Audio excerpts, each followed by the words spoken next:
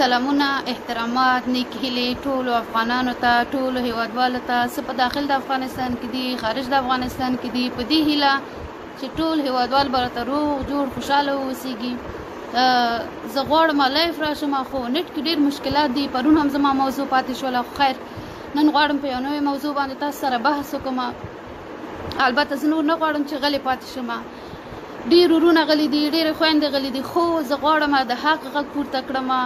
الله تعالی وایي تاسو باندې دا لازم ده چې ټول تاسو د حق غږ پورته کړئ. عزت او ذلت ورکوونکی زموږ رب دی، مرګ او ژوند هم د هغې د طرفه دی. نو په تمه به پاتې شم، په انتظار به پاتې شم تر څو ټول ورونه، ټول هیوادوال را سره په لایف کې برخه واخلي، خپل نظرونه را سره شریک کړي. کوم موضوع باندې غواړي چې ما سره بحث وکړي، کولی شي را سره بحث وکړي. یو څو دقیقې به په انتظار پاتې شو تر څو هیوادوال ما سره په لایف کې برخه واخلي.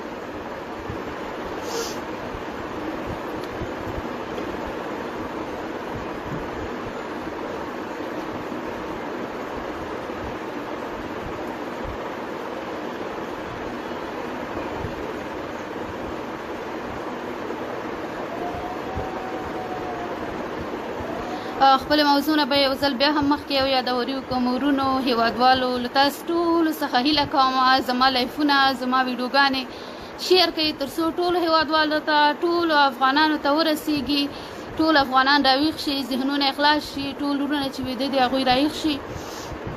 تاسو ټولو نه هیله کوم زما ویډیوګانې، زما لایف شیر کوئ.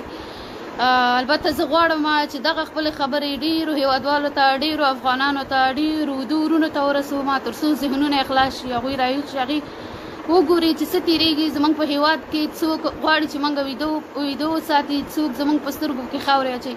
نو ټول څخه هیله کوم زما لایف، زما ویډیوګانې، زما پوسټونه شیر کړئ.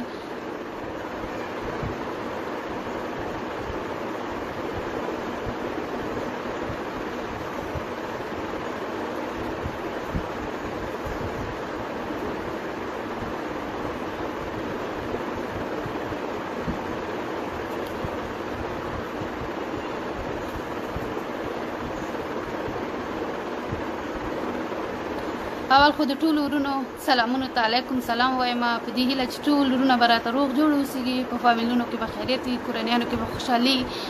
یو موضوع خو ملاله مومن خور باندې ډېره زیاته خفه یم، ډېره زیاته خفه یم. الله تعالی دې ورته شفا ورکړي، الله دې ورباندې رحم وکړي، د هغې بدله دې الله تعالی د دې ظالمانو، د دې کافرانو، د دې ظالمانو نه واخلي. زه پرې ډېره زیاته خفه یم، زه ورته ډېرې دعاګانې کوم، پښتنو ورونو باندې غږ کوم. ورونو راویښ شئ، ستاسو په ناموس باندې تیری کېږي، ستاسو ناموس د تهدید د لاندې دی او تاسو په خوب کې ویده استئ. د لر او بر پښتنو غږ کوئ.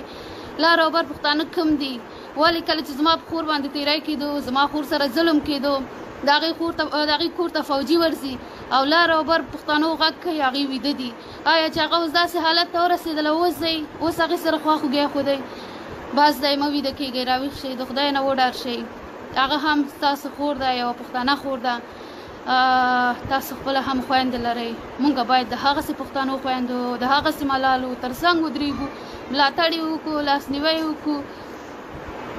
نو ټولو ورونو ته وایم چې تاسو وګورئ زما ملالې خور سره څومره ظلم وشو، خو زه پرې باندې ویاړم. آفرین دې وي، سلام دې وي د هغې غیرت ته چې هغې باندې یو څوک ورځي، غواړي چې هغې سره زیاتی وکړي. هغه یوه ملاله ده، زه ورباندې بیا هم ویاړم چې هغه اخلي مردارۍ ډېر یو نر کاري کړی، ډېر ښه کاري کړی. زموږ خور ده، شکر چې داسې خویندې لرو چې هغوی کې غیرت، ننګ ډېر زیات دی، د یو نارینه نه هم. نو زه ډېره زیات خوشحاله یم او دعاګانې ورته ډېرې ډېرې کوم. نو الله تعالی دې پرې رحم وکړي او الله دې ظالمانو ته خپله سزا ورکړي. دومره موضوع غواړم چې زه د اشرف غني بابا په حکومت باندې خبرې وکړم. بدبختانه افسوس دې وي زموږ په حال باندې چې موږ ډېر ناپوهه جاهلان استو. کله چې اشرف غني افغانستان ته راتللو، ټول افغانستان په سلو کې 98% خلکو د اشرف غني ملاتړ کولو. اشرف غني زموږ لپاره څه وکړه؟ زه په اشرف غني باندې ډېرې زیاتې نیوکې لرم. په بابا باندې زموږ په سترګو کې خاورې واچولې، ځان یې مشهور کړلو، په افغانستان کې راغی، ځای ونیولو، خو زموږ افغانستان، زموږ نظام یې ړنګ کړلو، زموږ تهداب یې خراب کړلو، موږ یې د خپو نه وغورځولو. زه خو شکر دی الله تعالی راته دومره پوهه راکړې ده. همیشه زه د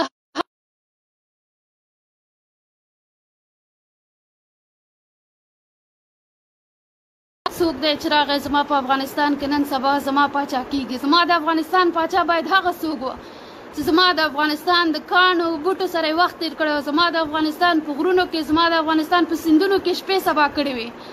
دا راغی او تر اوسه پورې چېرته و، کوم ځای کې و راغی، اوس راځي د چا په دستور باندې د چا ګوډاګی دی راغی، دا تورمخی مردار سټی راځي بیا زما د افغانستان پاچا کیږي. خو خیر موږ خپله په ځانونو باندې کړي دي. زه به څه ووایم؟ دا شکر دی چې ما ورته رایه نه ده ورکړې. یو ځل نه دوه ځله موږ یې دوکه کړو، موږ یې وغولولو، ډېرې وعدې وکړلې، ډېرې ژمنې وکړلې، موږ ورته رایه ورکړه. زما افغان ولس، زما ټول افغانستان اشرف غني ته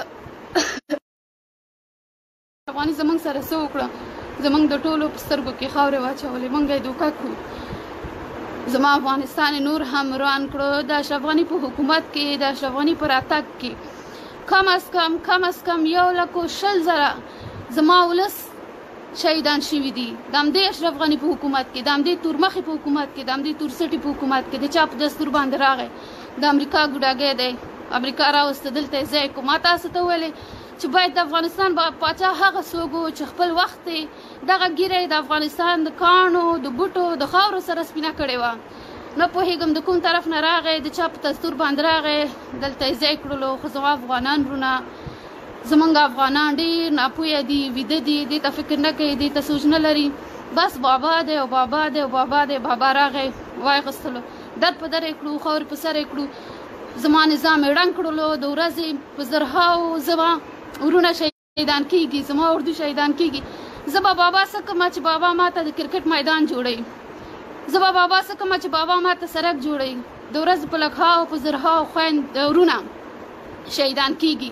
تهداب یې زمونږ تهداب وهي، موږ خرابوي، موږ یې خراب کړلو، در په در یې کړلو. تاسو لاړ شئ وګورئ، هره ورځ په هر ولایتونو کې، په هر ولسوالیګانو کې موږ څومره وروڼه شهیدان ورکړو، څومره ځوانان ګلالي ځوانان. آیا هغه د چا اولاد نه دی؟ آیا هغې خویندې نه لري؟ آیا هغوی باندې څوک نه دردېږي؟ د همدې اشرف غني اولاد، د همدې اشرف غني خپلوان په کوم ځای کې دي؟ چا وویل چې نن د اشرف غني زوی مړ شو، یا د تره زوی مړ شو، یا بل مړ شو، یا بل مړ شو؟ زما خوار ولس، زما دردېدلی کړېدلی غم څپلی ولس ټوله ورځ قربانیانې ورکوي. بس څه به ووایو؟ زمونږ افغانان دي ورې کړه ورته رایه، یو جاسوس یو خاین یې راوستلو، په خپل افغانستان کې ځای کړلو او خپل افغانستان یې نور هم واغستو، در په در یې کړو. د همدې اشرف غني په حکومت کې، د همدې اشرف غني په وخت کې، په همدې 15 کالو کې 60,000 سرتیري موږ د لاسه ورکړو، 60,000 شهیدان هم ورکړه. تاسو فکر وکئ، آیا هغوی د چا اولاد نه دي؟ آیا په هغوی باندې څوک نه دردېږي؟ تاسو خپله فکر وکئ. 60,000 سرتیري موږ د لاسه ورکړو، 1,20,000 عام ولس هم د لاسه ورکړو، شهیدان هم ورکړه. تر کومه پورې به نور موږ همداسې شهیدان ورکوو؟ تر کومه پورې؟ بس په یو چل په بل چل، په یو نوم په بل نوم راغله، غواړي چې زمونږ افغان ولس، زمونږ مسلمان ولس، زمونږ افغانان ختم کړي، زمونږ مسلمانان ختم کړي. څوک په یو رقم باندې، څوک په بل رقم باندې، څوک چیرته مصروفه وساتلو، څوک چیرته مصروفه وساتلو. ورونو ډېر وبښئ، زنګونه مه راوهئ، هیله کوم.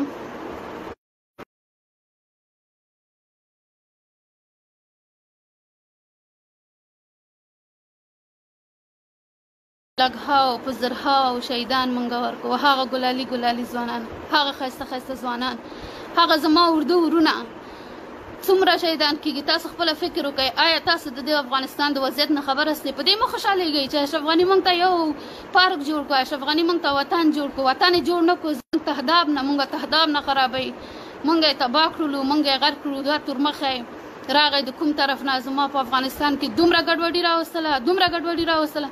راشه وګوره زما خویندې میندې خیرات سره ټولوي، زما هر یو خور، زما هر یو د افغانستان ناموس د تهدید د لاندې دی د اشرف غني په حکومت کې. په همدې 15 کالو کې بیا هم موږ ورته رایه ورکړه، بیا هم موږ دوکه کړلو، بیا هم زموږ په سترګو کې خاورې واچولې. زما افغانستان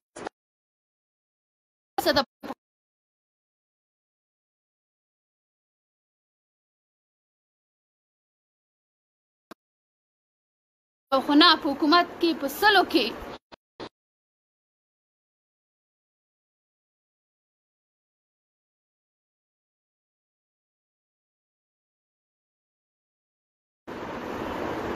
څخه چې زه خبرېږم